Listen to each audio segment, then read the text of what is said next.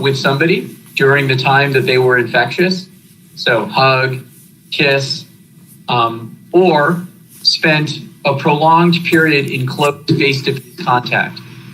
We sort of arbitrarily set a time of about 15 minutes, but of course also leave ourselves open to judgment depending upon the symptoms that the person had.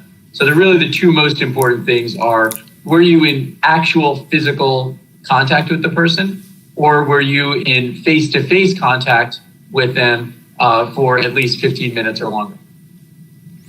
Right, and that means obviously, and it gets back to why the 6-foot standard has been the norm here and elsewhere, that face-to-face direct contact, closer obviously than the 6 feet, is what we'd be looking for. And so it gives us something tangible to work with and to build that contact tracing around. Next question is Jen Peltz at the AP. Hi, Mr. Mayor. How are you? Can you hear me? Yes, Jen. How you doing? Good, thanks. A question about, as we've seen, they go up and down day by day. Since even one additional person can difference between red and green, how practical do you think it will be for these ever to go down all together in tandem, weeks at a time? Jen, that's the whole concept here. It's a very fair question, but I want to emphasize this standard was put together.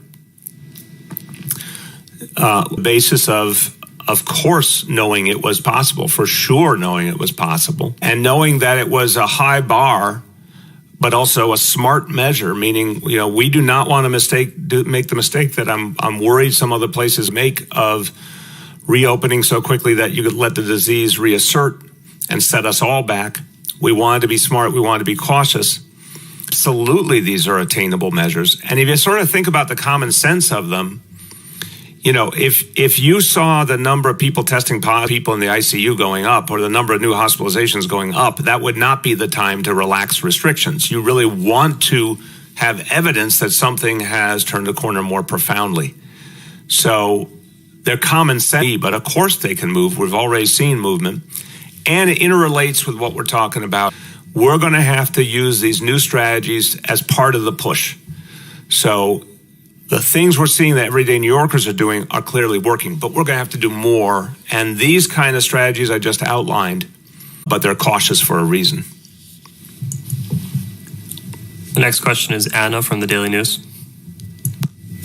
Hi, Mr. Mayor. I was wondering, given, the cost of putting on a fireworks display in New York City, both for Macy's, for the city, for security and other measures, is a fireworks display really worth our time? That Macy's has also furloughed thousands and thousands of employees. Yeah, and I think those are it's a fair question, but I think there's tips here. Macy's is a massive company that's been dealt a huge blow here by the economic reality. That is a much bigger reality than whether they put on a single fireworks display. The cost of a single display is a pretty limited thing. Again, we're going to figure out something we can do. We have to make sure it is safe, and we're not going to do something that we think isn't, and a version of it that we think is, and obviously would therefore simultaneously limit whatever else had to be done around it. But I think it is right to say it is a sacred day each year. It is a very powerful day. It's part of our effort to fight back. It's a day of this importance, but to do it in a different way, and it will be a different way. But I think it's very generous and, really patriotic of Macy's to say, no, we had planned on this. We were ready to do it. We're not going to back away from them. But we're all going to find the right way to do it. And it will be something that takes into account safety, and obviously not something that's going to cost a lot of money. Next question is Gloria from New York One. I'm wondering if you have made, if there's any progress or changes to how the city handle other parts of summer. So you're talking about the July 4th celebration, but have you made any progress on a plan to deal with people going to the beaches, to deal with people who maybe don't have conditioning at home and need to go to a cooling center that might now not be open because of the restrictions that are in place. What is the city doing to prepare for summer other than making sure that we have this that you're talking about? Yeah, that's something, Gloria, we've been talking about over the last few days. Obviously, in these settings, we're absolutely unveiling a summer plan that looks at how we can protect people, first and foremost, because we don't know as the summer begins. I mean, some people mark it from, obviously, other people would mark it from when school normally lets out. Whatever way you think about it, we still don't know what we're going to be confronting. What we knew was there were some things that would not be ready. Certainly like opening of beaches on Memorial Day was not going to be a real possibility. And whatever we do has to be with a health and safety focus. So we'll put together a plan and we'll announce a plan that says this is how we're going to begin as the warmer weather. This is how we're going to keep people safe. Knowing that beaches are not opening in the beginning, we still have to protect people who might go to this, but we don't want to see anything like the normal reality of folks traveling. They'll go to the beach, they take the subway, they take the bus. That's not happening right now. That's not acceptable right now. We don't want large numbers of people anywhere near the beaches, but we have to protect if people show up in any number to make sure that they're safe. We do need a process to protect people against heat waves. And there are different ways we could do cooling centers, even with social distancing. There's a lot of pieces. A question was raised the other day about blackouts. Great question. Again, I think the situation is different this year in a way that will allow us to handle it differently, but we'll speak to that as well. So a lot of pieces will come together. Now, it is April 22nd. So this plan is something we would talk about in the next few weeks, obviously well ahead of the hot weather. But yes, it is being worked on right now, and it'll be ready soon. Next is Katie from the Wall Street Journal. Hey, good morning, Mr. Mayor. I was hoping you can give us an update on some of the announcements you've previously made, particularly when it comes to outreach in the most vulnerable communities.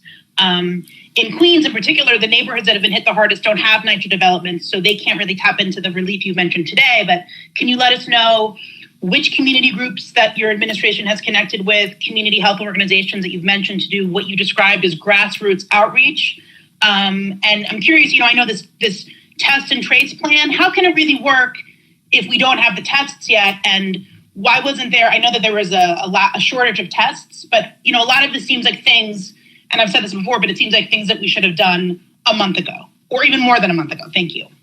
Katie, I appreciate the editorial comment, but I got to tell you, it's moot without the tests. I mean, you could say it would have been nice to do it a month ago, but we just didn't have anywhere near the testing capacity. And so I understand the impulse always is a journalist to wonder what could have been, but I think we all lived through this together and everyone had eyes to see. There was barely the testing available to do the most basic work we had to do. And remember, that was protecting the patients whose lives were in danger. That was testing healthcare workers, testing first responders. We cannot forget that 2 weeks ago, a little more than 2 weeks ago, we thought we were about to go into a massive ascent, unfortunately, with this disease. And it was going to take more and more testing just to focus on saving the lives and protecting the healthcare workers and the first responders. And everything we had was focused on that mission, on saving the hospitals so they could save lives. And it's only been in the last couple of weeks that we have begun to come down from that situation and think about reassigning healthcare workers to things like community testing, having enough PPEs, which is a constant struggle. We still don't have enough test kits. We still don't have enough lab capacity for tests going forward. I am hopeful those pieces will keep coming together. But no, there was no way this could have been mounted previously. Now we're building it out rapidly, so we will, as much as we have the testing, we'll be able to act on it. But there has to be a sustained supply of testing to do that. To the other question about the other pieces of the disparity plan, the plan to address the healthcare disparities, we will have an announcement shortly. on expanded telemedicine options, and we will have an announcement shortly on grassroots outreach, which, again, we want to engage those clinics, not just for texting and phoning and things like that, but eventually actual on-the-ground work. And as more personnel are becoming available and as the PPEs are starting, again, not out of the woods, but starting to get a little bit more available, that's going to be more possible. So those pieces, expect announcements on those in the coming next few days. Next question is Yoav from the city. Hi, Mr. Mayor. I wanted to ask you about the 50,000 tests that were supposed to come this week from, I think it was ARIA. I guess, what is the current daily testing capacity in the city? And will we see those 50,000 tests actually conducted this week so that by the end of this week, the city will have tested 50,000 more than it did last week? We'll get you the testing capacity previous. The ARIA shipment, we've gotten half of it in now. The rest will be coming over the next couple of days. But remember, before that, there was no widespread test kit source. So everything was much more hand to mouth. And again, the focus on helping the patients in greatest danger, the healthcare workers, which we expanded healthcare worker testing in H&H, and first responders. So we'll get you those numbers of where we've been up to now. The community testing has just begun. The introduction now of a bigger supply, and what we think will be a sustained supply, both from ARIA and from our own production, that's now going to allow us to go to something much bigger. So we'll get you the update on what has happened previous to the supply arriving. But this is literally the first week where we ever even began to have a supply that would allow us to have something that was more of a community-based approach. Up to now, it's been a very hospital-based approach. Now it's going to start to be more and more a community-based approach. Next question is Julia from the New York Post. Good morning, Mr. Mayor. I want to read you the response from the head of the FDNY, Ian Barzilay, to your ticker tape parade announcement yesterday. He said, quote, "A parade does not put a roof over the heads of our men and women. A parade food on our members' tables. The mayor needs to stop his irresponsible treatment of heroic work of EMT, paramedic, and fire inspectors of the FDNY. The heroic men and women of FDNY EMS have risked their lives during the COVID-19 pandemic, and the time is now to pay them what they rightfully deserve. If he can spend millions on throwing a parade, he can do the same with paying EMS. So what do you say to first responders who want you to honor their work with a pay raise, not just a parade?" Julia, throughout this process, we've been honoring all of the first responders by supporting them with what they need most, which is the personal protective equipment, the reinforcements. Obviously, for the healthcare workers, that meant getting in the military medical personnel, getting in the contract nurses and other employees, the medical volunteers. For the EMTs and paramedics, it means the hundreds and hundreds of ambulances we brought in from outside, and more and more EMTs and paramedics. We'll get you the exact number, but I think the last I heard was something in the neighborhood of 700 or more that we brought in to support folks who do such crucial work for us and to take some of the burden off them. And thank God, as we talked about just a few days ago, the numbers have come way down. We're at a situation now where our EMTs and paramedics are dealing with a number of calls that are much more like would be normal for this time of year. But that extra support was crucial to help them to take, and we're going to keep supporting them. I think Senator Schumer is right. There should be a federal, as part of the next stimulus, for all the people who acted heroically here, all of the first responders, the healthcare workers, the essential workers who were part of this fight. The federal government is in a position, which we very, very sadly are not, but they're in a position to provide bonuses as part of a stimulus. Everyone understands what has happened to the city of New York, to our finances in this crisis, but it absolutely should be part of the federal stimulus that's voted in May, and our heroes deserve that. So we're going to fight for that.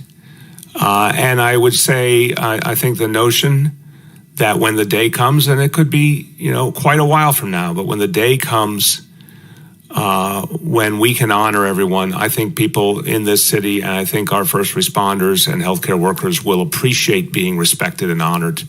Union leaders do what union leaders do, but the folks who do the work keep showing up. They take their oath seriously. They serve other people. And I certainly think for them, for their families, but for all New Yorkers, the opportunity to thank them and appreciate them is meaningful. And we're going to get a lot of support from outside to pull together that parade when the day comes. But that day is off in the future. Right now, we got to support our first responders in the here and now, and we got to get them those bonuses through the next stimulus. Next question is Jeff from the New York Times. Hey, good morning, Mr. Mayor. I have two questions. Can you talk about the hotel isolation program and the challenge it's intended to address? And how much of a role does family transmission played in this crisis so far? And the second question is about the contact tracers. Has the city considered any use of mobile applications to trace people? And do you have any idea how many tracers are going to be needed? Do you have any sort of more details you can give about the scope of the tracing plan? Okay, so Jay, keep Jeff there for a second. I want to make sure I got this right. Jay will speak to the use of what's been done. And we were borrowing, obviously, to some extent from models that have been at least somewhat effective elsewhere. How technology is used and how people are used. I can definitely tell you, Jeff, that there will be thousands of people employed, whether they are existing city workers, whether they are nonprofit folks who work for the city, or if we have to hire new people. But, I would say thousands and thousands of people doing the contact tracing, 5,000 to 10,000 would not surprise me at all. But we're working on what that exact number would be. Jay, in a moment, can talk about sort of the technology and all. But the first part of your question about the isolation, I think I heard you say, was it indicative of a certain amount of the problem coming from people living in crowded conditions? Is that the question? Well, two questions. Can you talk about the challenge that the hotel isolation program is intended to address? And then secondly, what is the role of family transmission in this crisis? Sure. Okay. I'll start. And again, Dr. Jay Varma can give you a much more precise answer. But clearly, transmission, to the people you're closest to in your life. I mean, we said this from the very beginning, and our admin team said this from the very beginning, that's, the people you spend the most time with, have the closest contact with. If one gets sick, the chance is substantial. It could spread to other people. And when we were doing that early contact tracing that we were going, remember, day by day in the beginning of March over each and every case with all New Yorkers, you could see that transmission within families very vividly. So there's no question that's a real concern. And that concern is amplified if more people live under one roof or they live in particularly crowded conditions. But Jay, I'll turn to Jay in a second on that, and also on the use of technology and the tracing. On the question of the role of isolation, I think this is one of the things that actually falls under the category of common sense, that anyone who is positive, unless they are in a living circumstance where they can really be, overwhelmingly isolated and comfortably able to handle that and have the basics they need, we would rather put them in a situation where they're safe and sound in one of the hotels rather than run the risk that they could infect the other people in their lives. So again, some people have a living arrangement that would allow for proper isolation at home, and that's ideal. But a lot of other people, it just wouldn't be possible, particularly if you have a lot of people under one roof, if you're doubled up, if you're tripled up, whatever it may be. So that's where having that option to have people, in a safe, secure place with lots of support and monitoring, and no chance that they could spread the disease to the people immediately in their life, makes a lot of sense. Jay, you want to jump in? Great, thank you. So for the question about transmission in households, we know from the experience in many places around the world that the only way that these be contained and you can get to this low-level transmission phase is by doing more than just the social distancing. You have to get to a point where you are also making sure that people who transmit infection don't transmit it to people that they are close to, either those in their house or anybody else that they socialize with regularly. We don't know the exact proportion of that is occurring in New York. And in fact, one of the reasons that this program should start now and scale up over time is that we will learn more. We have the scientific basis to understand why people should be separated. But of course, we're going to also learn from the practical experience about how to do that in a way that is ethical, that is safe, and also, of course, is effective. Now, for the role of technology, New York City has tremendous experience with case contact tracing. This is the basis of how New York City controlled a huge epidemic of tuberculosis in the late 80s and early 90s. And it's the basis for how we're also driving the end of AIDS in this city. But of course, what we're talking about here is something that will have to be done on an exponential scale. We use that word exponential because we see how fast the virus grows. It also refers to the scale at which we need to respond to it. Now, technology may have a critical role here. We've actually had a number of discussions already with the big technology companies that have been developing apps and other things. They're not ready for prime time yet. We also don't know how effective they will be, but we absolutely plan to use technology like these mobile apps as soon as they become available. And it may end up being that it reduces some of the human contact tracing that we need. But we have to start on the assumption that we'll use the tools that we know already work and then adopt and innovate with new tools as they become available. Next question is Matt Shays from Newsday. Matt? Hey, Mayor, can you hear me okay? Yes, indeed. How you doing? Doing okay, sir. How are you? Good. I got two questions. The first is for Dr. Varma. Doctor, who would be taking these hundreds of thousands of tests? Is every New Yorker at some point expected to do this on a consistent, regular basis? Is there some probable cause that triggers a test? Triggers a test? Does a person hang out at the test site and wait for the result? And upon positivity, is the person then put into isolation and awaiting transport either home or to a hotel? And for the mayor, can you be specific and enumerate the stated reasons that New York City is different from Oakland and Denver and some of the other jurisdictions that have pedestrianized their streets? So, like, in what specific way doesn't it, as you've put it, doesn't the plan fit the reality in terms of safety? So I'm looking for specific reasons the NYPD feels that the city is different from these places, not just like a general process answer of who you've talked to and what they said generally.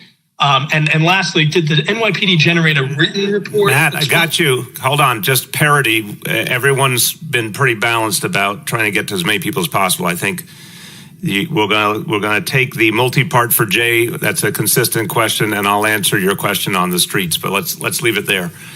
I think I've been specific about it, so everyone has their own judgment here. But I think I've been pretty damn specific, and I'll say it again. The models that have been looked at around the country, the Oakland model, as I understand it, was assessed by NYPD and Department of Transportation, was here are streets that are delineated as pedestrian. They are not blocked off physically. This is what I've been briefed on. They were not blocked off physically, and there is not an enforcement apparatus in place. So it's something of an honor system, if you will. The notion isn't, to be fair, in California, a very obvious specific thing. In California, drivers stop at intersections even if there's no light or stop sign. They stop when people are trying to cross the street, even in the middle of the street a lot of the time. This is a very different culture. In fact, a number of you have rightfully raised the concern about speeding lately, which we're trying to address. But I'm not comfortable with streets being delineated as for pedestrians and just hoping and praying cars don't go on them and pedestrians are going to be safe. I think there's too much danger that drivers might still go on those streets and put pedestrians in danger. And then the alternative, you could say, okay, well, block off all the streets, put in lots of enforcement. Well, we can't do that right now. NYPD is still not at the head count, the sort of troop strength we want them to be, given the number of people out sick. And they have a bunch of additional responsibilities in terms of enforcing social distancing, which are more fundamental to the strategy than would be opening up the streets. So I think it's very specific why the model that, the leading model was Oakland. I do not think that model fits our circumstances specifically. Obviously, we're much more densely populated, and we have a very different driving culture. But on top of that, the enforcement piece, which I think is just absolutely necessary if we're going to ensure safety in New York City in anything, it cannot be devoted to open streets. It has to be devoted to all the other places where we have to protect against social distancing. And I've delineated them: the supermarkets, grocery stores, pharmacies, parks, subways, buses. That's where we're putting our energy, and that's where I think we should put our energy. So again, I'll happily talk with Speaker Johnson, and we'll work on with the council and see what we think makes sense going forward. And over time, that situation could evolve. But right now, I think those are very specific reasons why it doesn't make sense for us. Go ahead, Dr. Varma, on the other question. Yeah, so we'll have to understand, what's ideal and then what's pragmatic. So what is ideal is actually the you gave. Because this is an infection that we know can be transmitted sometime before people develop symptoms, maybe 2 days, maybe even 3 days. It's quite important, actually, in an ideal situation, from what we know right now, that people be tested regardless of the presence of symptoms, and that there be an opportunity that they be retested. Now, that's the ideal world. The challenge with that, as you've heard regularly, is the fact that we don't have a steady supply chain. So many parts of this testing problem still need to be fixed. So in the pragmatic sense, what we can do now is that we can prioritize our testing sites in those areas of the city where people are most vulnerable. We know that even before this epidemic, and we know that with this epidemic. So what we will prioritize testing for is people in these areas, and as you've heard the mayor describe today, places and neighborhoods where people have for too long not had access to all of this. But as we scale up, as we build more testing capacity, we intend to make use of it throughout the state so that it becomes something that every New Yorker has available to them. We also don't want to overburden our clinics and our hospital. A lot of people, have to forego an in-person visit because we need to keep capacity for, coronavirus cases. But as we move further along to a low-level transmission state, we want to make sure people can get tested, but we don't want people at very low risk to continuously being tested and using up space in these other clinical facilities. So that's one of the reasons why it's important to start with high priority people in areas and populations, capacity expands, make it available to everybody, and also make it available outside of the regular clinical infrastructure that we have. Good. We have time for two more. The next question is Sydney from Gothamist. Hi, Mr. Mayor. This is Sydney from Gothamist. Regarding some of the city council legislation expected to be introduced today, I'm wondering if you've had a chance to review some of that and if you would support some of the announcements regarding essential workers bills, which include premiums for essential workers, prohibiting firing without just cause, paid sick leave for gig workers, and among other things. And also, have you considered or would you support hazard pay for those recent medical school graduates who are in their residency programs at city hospitals? Thank you for the question, Sydney. I have only heard that the package is being introduced. I have not seen any of the details. I look forward to speaking with Speaker Johnson about it.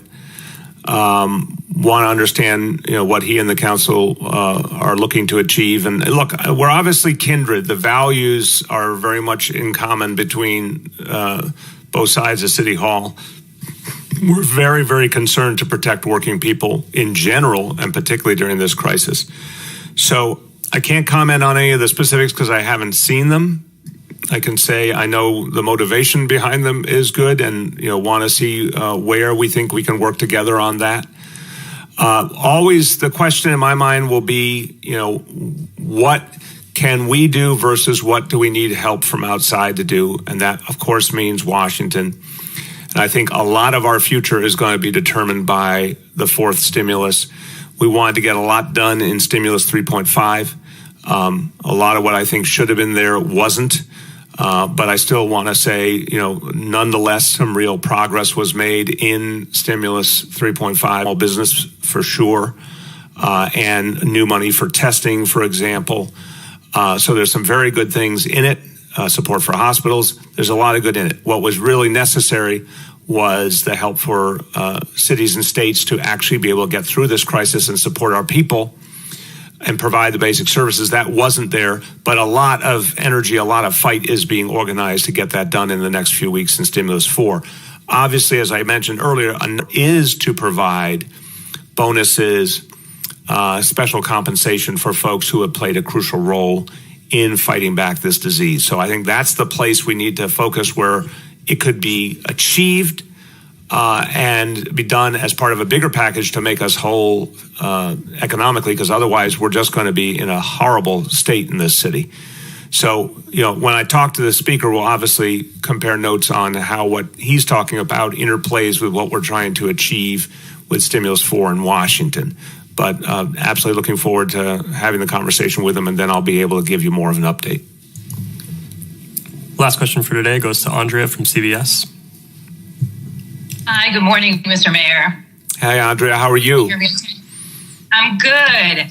So earlier this week, the governor announced a partnership with Ready Responders to provide door-to-door testing in NYCHA. Is the city a part of that? Also, what would you say to NYCHA residents whose vulnerabilities were well known prior to the pandemic about why they were not prioritized much earlier? Oh, I think it's a very painful truth, and I want to always level with, because we just didn't have the amount of testing and the personnel and the PPEs to do testing on the community level the way we needed. That's just the reality. I mean, look, I want to separate. The state had certain initiatives, and I appreciated those. But the point is, from the city perspective, we were focused on saving our hospitals. I'm going to keep going over this with people because this was just a few weeks ago. So I want everyone to kind of not lose track of history we just lived through. For that period in March where we saw a sudden upsurge into April, the focus was on saving lives. And the way to save lives was to keep the hospitals going. And the way to keep the hospitals going was to make sure that we were protecting our healthcare workers, and obviously very much related, our first responders, who were doing everything to get people to the hospital and protect lives in so many ways. We needed to ensure that we had enough personnel. We needed to ensure we had enough PPEs. That was a struggle throughout. We remember there was those horrible days where we weren't sure we were going to have enough ventilators. That was until just a couple of weeks ago. And those hospitals, particularly the public hospitals and the independent hospitals, are the ones who in fact serve NYCHA residents, and that's where people were going to be saved. So that's what we had to prioritize. The testing we did in front of the hospitals was to help separate the folks who really needed to come in immediately and be addressed versus folks who did not need to be hospitalized, and that was to protect the capacity of the hospitals to keep going. And to protect people who, we didn't want anyone in a hospital setting where they might be exposed to the disease if they didn't need to be there. So everything was this kind of last line of defense. And I talked about it very vividly in those days. The hospital system in general was our last line of defense, and we were trying to hold that. The notion of having the personnel, the PPEs, the pure testing capacity, the kits, to do something really broad at the community level would have been impossible just a couple of weeks ago. So now that we finally are starting to get these supplies and we're finally getting some relief, it makes all the sense in the world to now focus outward and start pushing the resources outward to the maximum extent possible and reach the community level where the need is greatest. We're going to keep doing that, and then that's going to segue into this much bigger plan around testing and tracing and the follow-up we'll do. Remember the PPE issue here. We are not out of the woods on that. Even this week, we're still struggling to get all the surgical gowns we need. So I want people to remember when we talk about testing, it's still going to always come down to, do we have enough personnel? Do we have enough PPEs? Do we have enough test kits? Do we have enough lab capacity? And that's been a very tenuous reality until just now. And it will still be a challenge for us going forward. So we're always going to be honest about that. So that's to what I would say to NYCHA residents, that we had to do what we had to do to save lives and protect people and protect the hospitals. Now we're in a position to go out to communities much more deeply. The first part of the question, I want to hear that again. I don't know if Andrea is still out there.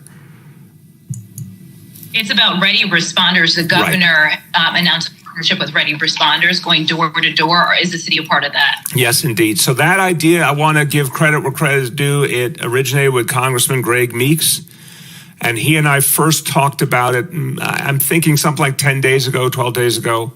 Our team has been working with Congressman Meeks and with ready responders. In fact, Dr. Varma spoke with the lead medical officer for ready responders to figure out how to do it effectively and to make sure that the ready responders said they would be able to bring all the resources in, because especially when the conversation started, we were clear we weren't necessarily going to be able to free up personnel and PPEs. They were talking about what they could bring in independently to mount this effort. So we fully intend to work with them to get it done. And obviously they came to us, Congressman Meeks and ready responders came to us because we run, the housing authority is something that's run on the city level. But we absolutely think it's a very noble initiative. We want to see it build out. And as soon as the very specific sites are put into play and up and active, we'll make that announcement for sure. Okay. I want to thank everyone. The whole issue today, thank you, the whole issue today of thinking ahead while we're still fighting this fight. I want people to understand that won't be one simple, clean, easy path forward. We understand this is going to take some real effort and some real time to get us through to a point where things start to get back to normal. But we can now build this apparatus. Again, it's going to be unlike anything you've seen before in the history of New York City. It's going to be a huge apparatus. It is ambitious. It has to be ambitious. It's very fair. If someone says, can we reach this scale? Can we reach everyone who needs to be reached? These are very fair questions. But the bottom line is we have to build the biggest, strongest apparatus we can during the month of May to reach as many New Yorkers as possible. And we have to keep the pressure on at all times on Washington to get us the testing we need and all the other support we need so we can really make this effort come alive. But I wanted people today to get the shape of it and to understand this is being built as we speak. Let us pray that the testing supply becomes stronger so we can really start to pump this up and make it something that reaches not just thousands of New Yorkers, but then tens of thousands and hundreds of thousands of New Yorkers, because that's how we're really going to turn the corner, when we can reach those kind of levels and sustain them. So that is the plan, and we're going to get there one way or another. And again, thank you to all of you. The only reason we're able to talk about this plan today is because all of you did so much already in your own lives to fight back this disease and to put us on a pathway to something better. So as always, I express my appreciation to all my fellow New Yorkers. And this next phase is a chance for all of us to take a big step forward together. Thanks very much.